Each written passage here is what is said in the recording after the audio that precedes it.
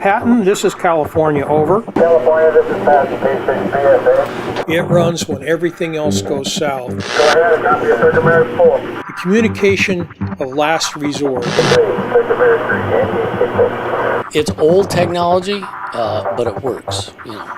Sometimes you gotta go with old reliable. Over. Be happy to. In an age where smartphones and the internet rule, the reliability of these high-tech forms of communication are still susceptible to man-made and natural disasters. Puerto Rico, the entire island was devastated. The entire island. Assistant Chief Ben Green runs the Cal OES Auxiliary Communications Service. What's that, you ask? We provide additional information, particularly in an affected area that may be impaired with communications, to the State Operations Center. In other words, when typical communications go down, like landlines, cell phones, and the internet, he and his volunteers can tap their vast network of amateur, state, and federal radio operators for help. There are lots of amateur radio nets in the area. Jim Price and Lee Rominger are volunteer amateur radio operators, also known as hams.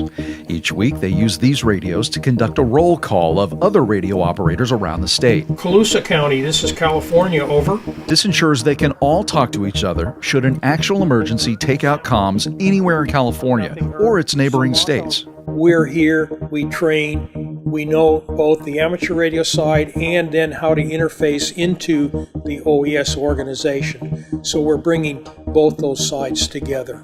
Their high-frequency radios can communicate with almost any HF radio anywhere in the state, the nation, or even around the world. Standing water, 4 people trapped in vehicle. These volunteer hams often train alongside CERT members, like they did here at Urban Shield 2017. You see, it prepares them for real emergencies. Most recently, amateur radio came to the rescue after California wildfires destroyed communications lines and towers.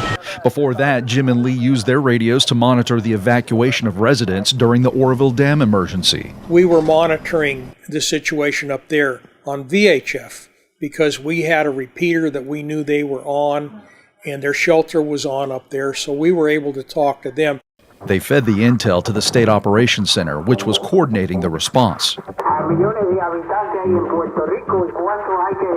HF radio was also used to get voice and data communications out of Puerto Rico after Hurricanes Irma and Maria destroyed the island, knocking out all forms of communication. The reason ham radios work when everything else won't is that they don't rely on infrastructure like towers, cables, satellites, or microwave signals, and it's portable.